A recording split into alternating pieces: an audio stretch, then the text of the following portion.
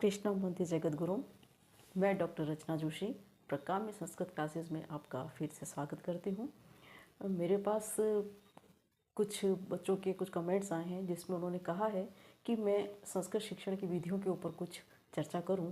तो आज का अपना मैं वीडियो संस्कृत शिक्षण की विधियों से संबंधित बात करने से पहले संस्कृत शिक्षण प्रक्रिया के दौरान प्रयुक्त होने वाले जो टेक्निकल वर्ड्स हैं कुछ, जिसके के अंदर उपागम भी आ जाता है, प्रतिमान भी आ जाता है, शिक्षण नीतियाँ भी आ जाती हैं, युक्तियाँ भी आ जाती हैं, इन सब के बारे में मैं थोड़ी थोड़ी चर्चा करूँगी। सबसे पहले हम बात करते हैं विधि की, कि विधि क्या होती है। जब विधि की हम बात करते हैं तो विधि जो शब्द है वो वी प्लस धा प्लस की प्रत्यय से मिलकर के बना है। अंग्रेजी में इसके लिए मेथड शब्द का यूज़ होता है जिसका कि अर्थ मोड या वे होता है। और विधि शब्द का अर्थ अगर हम सामान्य रूप में देखें तो इसका अर्थ होता है तरीका, रास्ता, शैली, प्रक्रिया, नियम, कानून आदि बहुत कुछ अर्थ के अंदर हम इसका प्रयोग करते हैं। अब विधि का प्रयोग क्या होता है, क्यों करते हैं, इसके बारे में थोड़ी सी बात करें। आगे अगर हम देखें तो कक्षा के प्रारंभ से अंत तक की जाने वाली प्रक्रिया विधि होती है। इसका मतलब ये है कि एक शिक्षक जब क्लास के अंदर प्रवेश करता है और वहाँ से जब वो पढ़ाना शुरू करता है और अपनी क्लास की समाप्ति जिस पॉइंट पे आकर के करता है, उसके बीच में जो कुछ भी क्रियाएं हो रही हैं, जो कुछ भी गतिविधियां हो रही हैं, जो कुछ भी प्रक्रियाएं हो रही हैं, वो सब विधि के अंतर्गत आती हैं। इस प्रकार अगर हम संक्षेप में कहें तो ये कह सकते हैं कि पाठ्य वस्तु के प्रस्तुतिकरण की जो शैली होती है उसको हम विधि कहते हैं। यानी कि एक संपूर्ण पाठ को पढ़ाने के दौरान शिक्षक जो कुछ भी क्रियाएं कर रहा है, जिस तरीके से वो क्लास के अंदर पढ़ा रहा है, वो सब उसके विधि के अंतर्गत आता है। अब अगर हम देखें तो विधि एक प्रकार से कहा जा सकता है कि विधि जो है वो शिक्षक का मार्गदर्शक है। वो मार्गदर्शन करती है कि शिक्षक को क्लास में जाते ही क्या करना है, उसके बाद उसे क्या करना है, उसके बाद उसे क्या करना है, उसके बाद उसे क्या करना है, किस तरह से अपनी क्लास का उसको समापन करना है, यह सारी चीज़ का मार्गदर्शन जो है वो विधि करती है। तो विधि जो है वो शिक्षक का मार्गदर्शक है, हम इसको इस रूप में भी जान सकते हैं। अतः उचित विधि से जब कोई शिक्षण करवाया जाता है तो वो शिक्षण जो होता है वो अत्यधिक प्रभावी होता है। इसी कारण से शिक्षा में जब प्रशिक्षणार्थी प्रशिक्षण लेने आते हैं तो उन्हें प्रायोगिक कार्य के रूप में उनको शिक्षण करवाना सिखाया जाता है। तो शिक्षण करवाने से पहले उन्हें इन सब चीज़ों की थोड़ी थोड़ी जानकारी दिया जाना अपेक्षित है, क्योंकि अगर वो इन चीज़ों को नहीं जानेंगे, नहीं समझेंगे तो वो इस चीज़ का कार्य नहीं कर पाएंगे, अच्छी तरह से वो अपनी शिक्षण विधि का प्रयोग नहीं कर सकते हैं। नेक्स्ट हम बात करते हैं प्रविधि की। प्रविधि को हम टेक्निक के नाम से भी जानते हैं। टेक्निक हिंदी में इसको देखें तो तकनीक कहते हैं। किसी भी चीज़ को काम करने की जो हमारी तकनीक है, हम किसी भी क्या कह सकते हैं इसको, कि किसी भी चीज़ को जैसे कि हम खोलने बंद करने की क्रिया करते हैं तो वो किसी न किसी तकनीक के माध्यम से होती है। किसी खिलौने को अगर हमें खोलना है तो हम उसको किसी तकनीक के माध्यम से खोलेंगे। तो इसी तरह से शिक्षण के अंदर भी जो तकनीक होती है, छोटी छोटी क्रियाएँ होती हैं, वो जो होती हैं वो प्रविधि कहलाती है। विधि को जो पूर्ण करने में बीच बीच में जो सहायक का भूमिका निभाती हैं या सहायक का काम करती हैं, या छोटी छोटी जो एक शिक्षक के द्वारा गतिविधियां की जाती हैं, वो प्रविधि है। जैसे कि हम बात करें कि मान लीजिए कि मैं कोई पाठ पढ़ा रही हूँ या कोई शिक्षक कोई पाठ पढ़ा रहा है, वो व्याख्यान विधि से पढ़ा रहा है। व्याख्यान विधि का मतलब क्या होगा कि वो संपूर्ण क्लास पर अपनी पूरी पाठ्य वस्तु को लेकर के पूरा विस्तार से वो उसको समझाएगा। लेकिन इसका अभिप्राय ये नहीं है कि वो क्लास में आते ही अपनी व्याख्या शुरू कर दे और वो सारी पाठ्य वस्तु को वो पढ़ा दे। उसके बीच बीच में वो आकर के बच्चों से पाठ को जोड़ने के लिए कुछ प्रश्न भी पूछेगा, फिर वो उनसे अपना आदर्श वाचन करके उनको वाचन करना सिखाएगा, फिर वो बच्चों से कुछ प्रश्न पूछेगा, वो काठिन्य निवारण करवाएगा, कठिन शब्दों के अर्थ उनको सिखाएगा, विषय वस्तु का स्पष्टीकरण करने के लिए वो व्याख्या करके उसको समझाएगा, विषय विस्तृत भी करेगा, उनका ज्ञान परखने के लिए वो फिर से छोटे छोटे कुछ प्रश्न पूछेगा, उनको कुछ भरने को देगा, कुछ क्रियाकलाप करने को देगा। इस प्रकार से एक पाठ को पूर्ण करने में उस पूरी विधि के दौरान जो छोटी छोटी गतिविधियाँ जो की जाती हैं, जो क्रियाएँ एक शिक्षक के द्वारा की जाती हैं या विद्यार्थियों से करवाई जाती हैं, वो प्रविधि कहलाती है। इस प्रकार से प्रविधि को हम कह सकते हैं कि ये विधि की पूर्णता में पूरी तरह से सहायक होती है। अब हम बात करते हैं व्यूह रचना की। व्यूह रचना को अंग्रेजी में स्ट्रेटेजी भी कहते हैं, नीतियाँ भी इसको हम कहते हैं। नीतियाँ एक शिक्षक के लिए निर्धारित करना बहुत ज़रूरी होती हैं, कारण कि ये व्यापक होती हैं। इसके अंतर्गत विधियों का, प्रविधियों का और युक्तियों का समावेश होता है। इसे कौशलपूर्ण रचना माना जाता है। कौशलपूर्ण रचना मानने से क्या अभिप्राय है कि जिस प्रकार से एक योद्धा या सेनापति युद्ध करने के लिए जब जाते हैं, पहले ज़माने जाते थे, तो उस वक्त में क्या होता था कि वो अपनी व्यूह रचना को निर्धारित करते थे, अपनी एक रणनीति को निर्धारित करते थे युद्ध को जीतने के लिए, कि कौन सा सैनिक कहाँ खड़ा रहेगा, किस मार्ग पे खड़ा रहेगा, किस तरह से खड़े रहेंगे, किस तरह से किस योद्धा को हमें फंसाना है, किसके ऊपर कब आक्रमण करना है, कैसे करना है, सारी चीज़ें किस अस्त्र शस्त्र के द्वारा की जाएगी, कौन किस शस्त्र को चलाने में माहिर है तो उसको किस योद्धा के साथ लगाना है, सारी चीज़ें उनके सामने क्लियर होती थी। वो उस तरह से अपनी जो है वो रणनीति बनाते थे। तो यहाँ पर एक शिक्षक जो है ना, वह भी क्लास में जाता है तो एक योद्धा की तरह ही जाता है, क्योंकि बच्चे उसके सामने चुनौती हैं।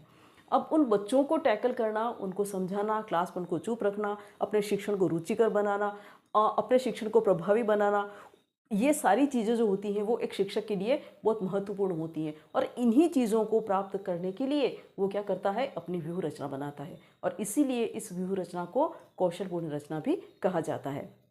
इसलिए ये जो युक्तियाँ होती हैं, नीतियाँ हैं, सॉरी, ये जो नीतियाँ होती हैं या व्यूह रचनाएं होती हैं, ये शिक्षण पूर्व की क्रिया कहलाती है।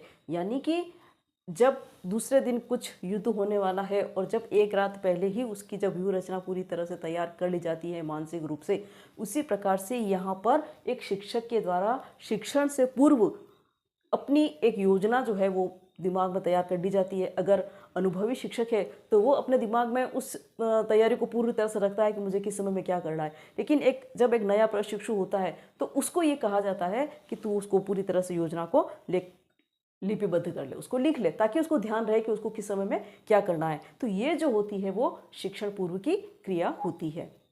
और इस स्ट्रेटेजी की सबसे महत्वपूर्ण बात ये होती है कि ये विद्यार्थियों में उद्देश्य के अनुसार व्यवहारगत परिवर्तन करवाने में सहायक होती हैं। यानी कि एक शिक्षक जब किसी पाठ्य वस्तु को कक्षा के अंदर जा कर के पढ़ाता है तो उससे पहले वो अपने उस पाठ्य वस्तु के आधार पर या विषय वस्तु के आधार पर वो अपने कुछ उद्देश्य निर्धारित करता है कि मेरा इस तरह से पढ़ाने से या मुझे ये कंटेंट जब मैं पढ़ाऊँ क्लास में तो पढ़ाने के पश्चात विद्यार्थियों में ये परिवर्तन होना चाहिए। वो पहले से इस चीज़ को सोचता है और उस उद्देश्य का परिवर्तन करवाने के लिए वो क्या करेगा, उस उद्देश्य को पूरा करने के लिए, उस उद्देश्य में विद्यार्थियों के अंदर परिवर्तन लाने के लिए वो क्या क्या चीज़ें करेगा, किन किन चीज़ों को अपनाएगा, किस किस प्रकार से वो काम करेगा, ये जो सारी चीज़ें होती हैं वो इस व्यूह रचना के अंदर निर्धारित होती हैं। इसलिए जब क्लास में पढ़ाया जाता है तो एक शिक्षक स्वयं इस चीज़ का परीक्षण भी करता है कि उसके विद्यार्थियों में वो अपेक्षित परिवर्तन आया अथवा नहीं आया कि उसने जो निर्धारित किया था। तो अगर परिवर्तन आता है तो आपका जो व्यूह रचना बनाई है आपने वो बिल्कुल लगभग सही होती है। लेकिन अगर परिवर्तन नहीं आ पाता है तो आपकी व्यूह रचना में कहीं ना कहीं कुछ कमी है। ये हमें खुद को मालूम चलता है, शिक्षक को पता चलता है, तो वो अपनी उस व्यूह रचना में क्या करेगा, नेक्स्ट टाइम पे वो उसका परिवर्तन करने का प्रयास करेगा। तो इस प्रकार से व्यूह रचना जो होती है वो विशाल होती है, क्योंकि इसके अंदर विधियों का, प्रविधियों का, युक्तियों का और भी जो भी क्रियाएं होती है उन सबका समावेश होता है। कौशलपूर्ण होती है, चुनौतीपूर्ण है, क्योंकि आपको उन छोटे छोटे विद्यार्थियों में परिवर्तन लाना है अपने उद्देश्य के आधार पर, जो कि बच्चा उस चीज़ को जानता ही नहीं है, समझता ही नहीं है। तो ये आपके लिए चुनौती है कि आप किस प्रकार से काम करेंगे कि उसके अंदर वो चीज़ परिवर्तन हो। उसके बाद में इसलिए इसको शिक्षण से पूर्व की क्रिया कहा गया है कि अगर ये शिक्षण की पूर्व की क्रिया ना हो तो एक शिक्षक जो है वो क्या करेगा, अपना किसी भी तरह का कोई भी योजना नहीं बनाएगा और बिना योजना के जब वो क्लास में जाकर के पढ़ाएगा तो उसका शिक्षण जो होगा वो प्रभावी नहीं होगा। इसलिए शिक्षण पूर्व की क्रिया है। और सबसे बड़ी बात, महत्वपूर्ण बात, कि उसने जो उद्देश्य तय किए हैं, उस शिक्षक के द्वारा जो उद्देश्य तय किए गए हैं, उन उद्देश्यों को लेकर के विद्यार्थियों में व्यवहारगत परिवर्तन लाता है वो। इसलिए व्यूह रचनाओं का निर्माण आवश्यक होता है और ये शिक्षण पूर्व की जो है रचना कही जाती है। अब हम बात करेंगे शिक्षण युक्तियों की। इसे टैक्टिक्स भी कहते हैं। टैक्टिक्स का अभिप्राय छोटी छोटी तकनीक कह सकते हैं, बिल्कुल बारीक बारीक सी छोटी छोटी सी तकनीकों को हम टैक्टिक्स कह सकते हैं। ये जो टैक्टिक्स होते हैं ये प्रविधियों के अंतर्गत तत्क्षण अपनाई जाने वाली क्रिया है। तत्क्षण यानी कि उसी वक्त में जब आपने स्ट्रेटेजी बनाई, निर्माण किया, उस वक्त में तो आपने प्रविधियों का उल्लेख किया कि इस प्रविधि के माध्यम से मैं विद्यार्थियों में परिवर्तन लाने की कोशिश करूंगा। लेकिन जब आप अपने उस प्रविधि का प्रयोग क्लास के अंदर कर रहे हैं लेकिन विद्यार्थी उस प्रविधि से भी वो पूरी तरह से समझ नहीं पा रहा है, उसको वो चीज़ स्पष्ट नहीं हो पा रही है, तब शिक्षक उस विद्यार्थियों को वही चीज़ को स्पष्ट करने के लिए तुरंत जो भी एक नया तरीका अपना लेता है उसको हम क्या कहेंगे? युक्ति कहेंगे, कि वो उसी वक्त में युक्ति का प्रयोग करता है। जैसे कि हम बात करें कि कूर्दती शब्द जैसे क्या आता है। अब मैंने कहा कि कूर्दती शब्द का क्या अर्थ होता है, बच्चों से मैंने पूछा, बच्चों को आंसर नहीं आया। मैंने केवल मात्र एक वाक्य प्रयोग लिख लिया अपनी प्रविधि के अंदर कि वानरः कूर्दति। लेकिन अगर बच्चा छोटा है, उसको वानर शब्द का अर्थ भी पता नहीं है, तो वो वानर कूर्दति का अर्थ नहीं समझ पाएगा। मैंने बोल दिया कि इसका मतलब क्या होता है, लेकिन बच्चा उस शब्द का अर्थ नहीं बता पा रहा है। तो ऐसी स्थिति में एक शिक्षक के द्वारा, मेरे द्वारा तुरंत क्रिया की जाएगी कि किसी भी एक बच्चे को उठा करके मैं अपने पास बुलाऊं और उससे मैं कहूँ कि कूद। वो जब बालक कूदता है तो मैं कहूँ कि बालकः कूर्दति। तब बच्चों को जब पूछा जाएगा कि अब बताओ कूर्दति का क्या मतलब होता है, तो वो बोलता है कूदता है। तो ये जो छोटी सी वक्त में जो एक शिक्षक के द्वारा तत्क्षण कोई क्रिया अपनाई गई, कोई गतिविधि करवाई गई, कोई बात कही गई, अपनी तरफ से कोई एक नया तरीका अपना लिया गया, तो वो जो होता है वो क्या कहलाता है?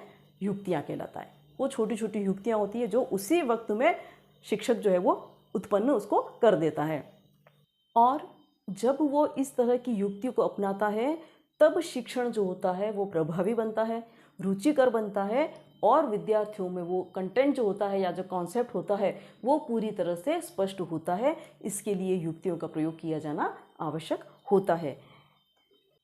इसकी एक और अन्य बात कि ये जो होती हैं युक्तियाँ, ये पूर्व निर्धारित नहीं होती हैं, यानी कि एक शिक्षक के द्वारा पहले से ही इन चीज़ों का निर्धारण नहीं किया जाता है। इनका प्रयोग ये कब करता है? कक्षा की परिस्थिति और आवश्यकता के अनुसार इन युक्तियों का वो प्रयोग करता है और इसके लिए शिक्षक का प्रत्युत्पन्न मति होना, उसी क्षण में उसकी बुद्धि का काम कर जाना बहुत ज़रूरी होता है। और जब एक शिक्षक के द्वारा इन युक्तियों का प्रयोग किया जाता है तो विद्यार्थियों और शिक्षकों के मध्य में अंतःक्रिया जो होती है वो अत्यंत प्रभावी होती है।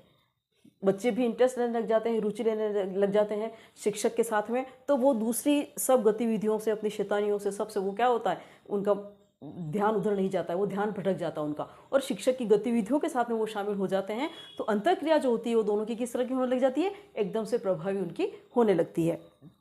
और जब अंतःक्रिया हमारी प्रभावी होती है तो उद्देश्यों से संबंधित व्यवहार परिवर्तन में भी यह सहायक और सक्षम होती है। यानी कि एक शिक्षक जब उद्देश्य निर्धारित करके आता है कि मेरा इस पाठ के अंदर ये जो शब्द आ रहे हैं इसका बच्चा कठिन शब्दों का अर्थ करना सीखेगा, तो वो वहाँ पर जब युक्तियों के माध्यम से इसका प्रयोग करता है तो बच्चा जो क्या करता है, उस शब्दों का अर्थ वो समझता है, समझने लगता है अंतःक्रिया के माध्यम से। या फिर अगर वो कहे कि मेरा बच्चा जो है या मेरा स्टूडेंट जो है, विद्यार्थी है, वो शुद्ध उच्चारण करना सीख जाएगा इन चीज़ों के माध्यम से, तो वो बच्चा जो है वो शुद्ध उच्चारण करना सीखता है, तो उसका उद्देश्य जो है शिक्षक का वो पूर्ण होता है। तो ये पूर्ण करने में सहायक और सक्षम होती हैं ये युक्तियाँ। इसलिए शिक्षण युक्तियों का प्रयोग समय समय पर एक शिक्षक के द्वारा किया जाना अत्यंत आवश्यक होता है। अब हम बात कर रहे हैं शिक्षण उपागम की। इसको अंग्रेजी में हम क्या कहते हैं? अप्रोच भी कहते हैं। ये जो उपागम होते हैं या अप्रोच होते हैं, यह जो है वो विधि का नवीनतम रूप है। विधि का नवीनतम रूप से अभिप्राय ये है कि एक तो होती है प्राचीन पद्धति, प्राचीन विधियाँ, जिसके के अंदर पाठशाला विधि, पुस्तक विधि, इस तरह की विधियों का, व्याकरण अनुवाद विधि, इस तरह की विधियों का हम उसके अंदर प्रयोग करते हैं। लेकिन विधि का नवीनतम रूप इसलिए है क्योंकि यहाँ पर क्या हो गया है कि इस समय में शिक्षा जो है वो छात्र केंद्रित हो गई है, और छात्र केंद्रित शिक्षा के होने की वजह से शिक्षक को अपने शैली में, अपने तरीके में, अपने विधि में उसको परिवर्तन करना आवश्यक हो गया। क्योंकि अगर पुरानी ही पद्धति से अगर वो पढ़ाता है तो पुरानी पद्धति तो शिक्षा केंद्रित होती है। अब शिक्षा केंद्रित अगर पद्धति है तो फिर विद्यार्थियों के केंद्रित होगी नहीं वो। तो ऐसी स्थिति में यहाँ पर उपागमों का प्रयोग किया गया, जो कि छात्र केंद्रित होती है। और छात्र केंद्रित होने से विद्यार्थी स्वयं उस चीज़ को करता है और शिक्षक एक मार्गदर्शक के रूप में उसका काम करता है। उसकी समस्याओं का जो है वो शिक्षक समाधान करता है और छात्र स्वयं जो है वो अपनी सामर्थ्य के अनुसार उसको सीखता है। इसलिए शिक्षण जो है वो विधि का नवीनतम रूप कहा गया है। अगर इसे यूँ कहें कि ये शिक्षा क्रियाकलापों के लिए एक दृष्टिकोण है, एक सोच है, एक विचार है, जो कि हमारे पढ़ाने के तरीके में परिवर्तन लाती है। जब हमें पता चलता है कि पुरानी पद्धति से हमारा शिक्षण जो है वो प्रभावी नहीं हो पा रहा है, एक विद्यार्थी जो है वो उसको बहुत अच्छी तरह से नहीं सीख पा रहा है, तो ऐसी स्थिति में शिक्षक जो होता है वो कुछ नया करने का सोचता है कि मैं कुछ ऐसा करूं, मेरे द्वारा ऐसा क्या किया जाए कि जिससे विद्यार्थी जो है वो ध्यान से पढ़ सके और उस पर रुचि ले सकें। तो इस प्रकार के लिए जब वो एक नया उसका दृष्टिकोण विकसित होता है या नई सोच विकसित होती है कि मैं इस प्रकार से करूँ तो शायद विद्यार्थी समझेगा, तो ये जो सोच विकसित होती है तो ये एक उपागम के रूप में हमारे सामने आती है। जब ये एक स्टैंडर्डाइज हो जाता है कि मैंने किसी चीज़ को पढ़ाने में देखा कि विद्यार्थियों में इस चीज़ की कमी आ रही है, अब मैंने उस कमी को दूर करने के लिए अपनी तरह से कोई नया तरीका बनाया, नए तरीके का मैंने प्रयोग किया कि शायद मेरे इस तरीके से विद्यार्थियों में कुछ परिवर्तन आएगा।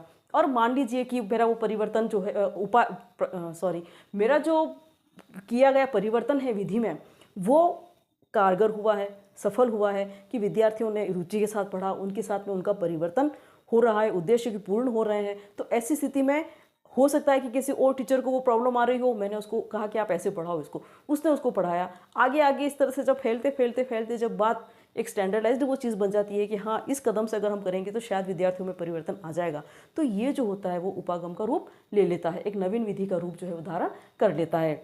और इसके लिए किस स्तर के विद्यार्थी हैं, उनके लिए कौन से तरीके जो है वो प्रभावी होंगे, इस प्रकार का सब सोच विचार करके और हम तय करते हैं कि उनको किस तरह से हमें पढ़ाना है। अगर छोटा विद्यार्थी है तो उसको हम खेल विधि से कुछ चीज़ें स्वाद दे करके, उनको स्वाद से सिखा करके, उनके साथ में हम किसी तरह का कोई हंसी मजाक करके, कोई कागज़ पे कोई गेम खिला करके हम इस तरह से उनको वो चीज़ें सिखा सकते हैं। लेकिन अगर वही बड़े स्तर का विद्यार्थी है तो हम उसके साथ में वो प्रयोग नहीं कर सकते हैं, उसके लिए वो उपागम वहाँ काम नहीं करेगा, वहाँ हमें उसके लिए कुछ नया सोचना पड़ेगा। तो विद्यार्थी किस स्तर का है, वो क्या सोचता है, उसके लिए हम कौन सा तरीका अपनाएंगे तो वो तरीका जो है वो बहुत अधिक प्रभावी होगा। इन सब चीज़ों को सोच करके ही एक नया उपागम बनता है या एक नया दृष्टिकोण जो है वो विकसित होता है, जो कि एक नई विधि को जन्म देता है। इसीलिए कहा जाता है कि उपागम जो होते हैं वो नई विधियों को जन्म देने वाले होते हैं। जैसा कि आज हम देख रहे हैं कि बहुत सारी विधियाँ हमारे सामने आती हैं, निरीक्षण विधि है, पर्यवेक्षण विधि है, समस्या समाधान विधि है, मस्तिष्क उद्वेलन विधि है, योजना विधि है, ह्यूरिस्टिक विधि है, बहुत अभिक्रमित अनुदेशन है, बहुत सारी विधियाँ हमारे सामने आ रही हैं, नई विधियाँ जो हैं वो आ जा रही हैं।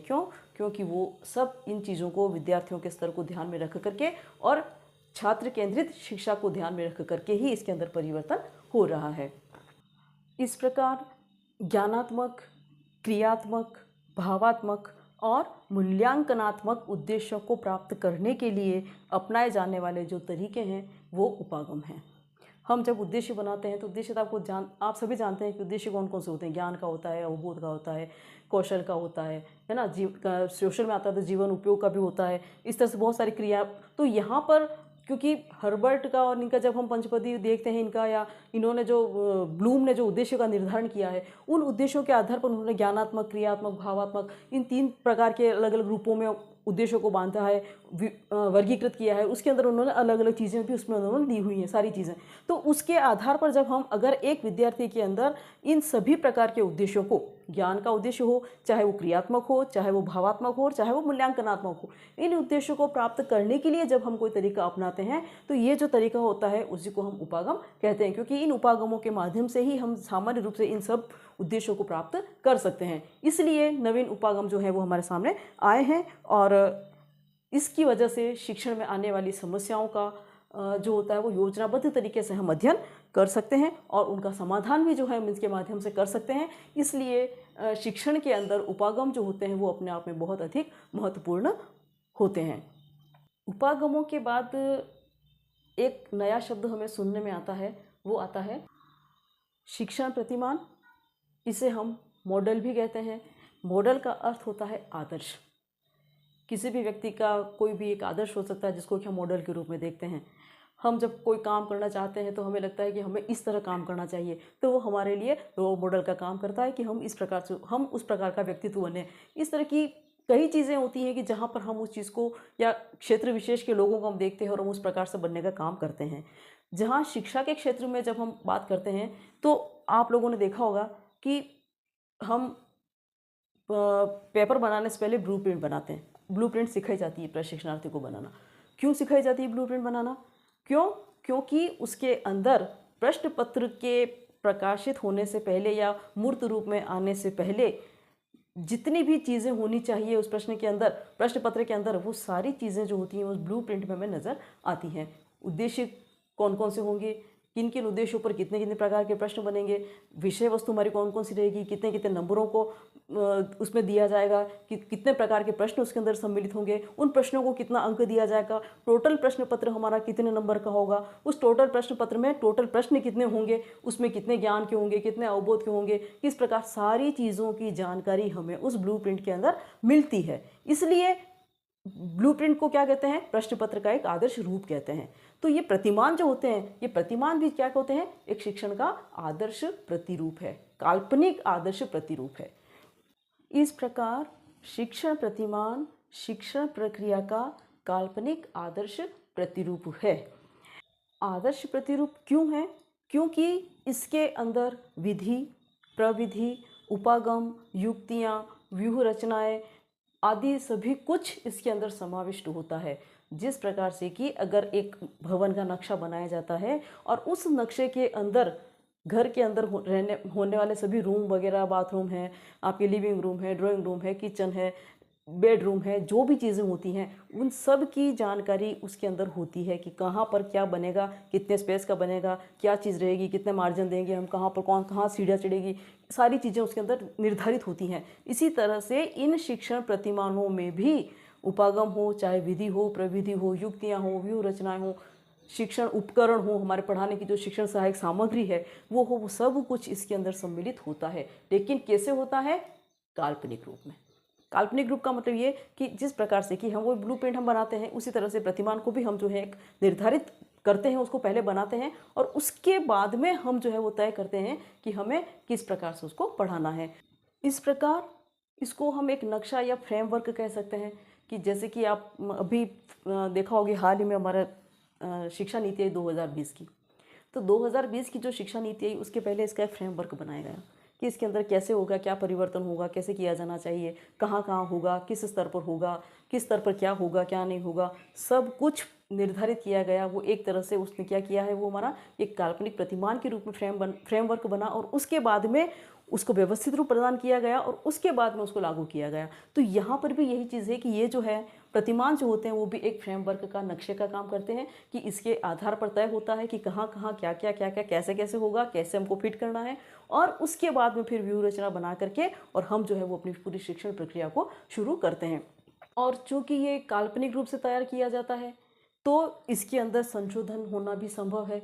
क्योंकि हमने जब एक नक्शा तय कर लिया, फ्रेमवर्क तय कर लिया, जब हम उसका अध्ययन कर रहे हैं तो हमें लग रहा है कि नहीं नहीं यहाँ पर ऐसा नहीं, ऐसा हो जाना चाहिए, ज़्यादा प्रभावी होगा, तो हम उसको वहाँ पर वो चीज़ हटा करके हम उसको वहाँ पर तय कर सकते हैं। जिस प्रकार से कि नक्शे के अंदर हम भवन के नक्शे में हम चेंज कर सकते हैं कि यहाँ बाथरूम बनाए, नहीं हम ये बाथरूम यहाँ से यहाँ शिफ्ट कर सकते हैं, ये सीढ़ियाँ यहाँ से निकल रही हैं, नहीं हम इसको यहाँ से निकाल सकते हैं। तो हम उस वक्त में उसको चेंज कर सकते हैं। लेकिन अगर जब वो मूर्त रूप में आने लग जाती है, मूर्त रूप में अगर वो बन गया तो फिर हम उसके अंदर कोई चेंज नहीं कर सकते। तो यही स्थिति यहाँ पर है कि प्रतिमान जो होते हैं उनमें संशोधन संभव होता है, लेकिन एक बार व्यूह रचना बन गई और हमने लागू कर दी तो उसके बाद में फिर हम उसके अंदर कोई संशोधन नहीं कर पाते हैं। तो इस प्रकार से अगर हम देखें तो प्रतिमान जो है वो भी एक मार्गदर्शक हैं कि जो हमें सारी चीज़ें बताते हैं कि किस समय में कौन सी क्रिया करनी है, कब करनी है, कैसे करनी है, हमारे उद्देश्यों की प्राप्ति के लिए हम क्या क्या करेंगे, ये सारी किस स्तर के विद्यार्थी हमारे सामने होंगे तो उसके लिए हमें क्या करना है, ये संपूर्ण जानकारी जो है वो हमें शिक्षण प्रतिमान जो है काल्पनिक रूप में हमें प्रदान कर देते हैं। अब हम बात करते हैं शिक्षण उपकरण की टूल की। सामान्यतया शिक्षण उपकरण से एक जनरल विद्यार्थी जो अर्थ लेता है वो लेता है शिक्षण सहायक सामग्री से। शिक्षण अधिगम सहायक सामग्री या TLM जो होता है वो एक शिक्षक के द्वारा प्रयुक्त किया जाता है, जिसमें कि चार्ट आ जाते हैं, पुस्तकें आ जाती हैं, प्रदर्शन की वस्तुएं आ जाती हैं, मॉडल आ जाता है, प्रतिरूप आ जाता है, हमारा बहुत सारी चीज़ें, नक्शा आ जाता है, मानचित्र आ जाता है जिसको हम कह सकते हैं, रेखा चित्र आ जा सकता है, प्रवाह चार्ट आ जा सकता है। बहुत सारी चीज़ें हैं कि जो एक शिक्षक प्रदर्शन के माध्यम से विद्यार्थियों में जब उसका प्रयोग करता है तो वो जो होते हैं वो हमारे क्या कहलाते हैं, शिक्षण की सहायक सामग्री कहलाती है, उसको हम शिक्षण सहायक सामग्री कहते हैं। लेकिन जब शिक्षक कोई तरीका अपनाता है जिसमें कि विद्यार्थी स्वयं जो है वो क्रियाशील होकर के उसको काम को करता है तो वो शिक्षण का टूल कहा जाता है। जैसे कि हम कोई ग्रामर का पाठ पढ़ा रहे हैं और विद्यार्थियों को हम प्रश्न दे रहे हैं कि आप संधि विच्छेद कीजिए, इन शब्दों का, निम्नलिखित शब्दों का संधि विच्छेद कीजिए और संधि का नाम लिखिए। कहीं पर हमने लिखा कि शब्दों को संधि युक्त बनाइए और संधि का नाम लिखिए। कहीं पर हमने लिखा कि किस स्थान पर कौन सा वर्ण वर्ण के स्थान पर कौन से वर्ण का आदेश हो रहा है, इसको आप लिख करके बताइए। इस तरह के जब हम बच्चों को कुछ काम करने को देते हैं, क्रियाएं करवाते हैं, गतिविधि करवाते हैं, और जिस किसी भी माध्यम से जब हम करवाते हैं बच्चा उसके साथ में गतिशील होता है, क्रियाशील होता है, तो ऐसी जो चीज़ें होती हैं वो कहलाती हैं हमारे शिक्षण उपकरण। तो आज हमने संस्कृत शिक्षण के कुछ शब्दों को हमने समझा, सीखा। नेक्स्ट वीडियो में हम संस्कृत शिक्षण की विधियों के बारे में बात करेंगे। आपको अगर मेरा ये वीडियो पसंद आ रहा है तो आप इसको लाइक करें, कमेंट करें, सब्सक्राइब करें, शेयर करें, लोगों को अधिक से अधिक जानकारी दें ताकि लोग इसका अधिक से अधिक लाभ उठा सकें। नमस्कार।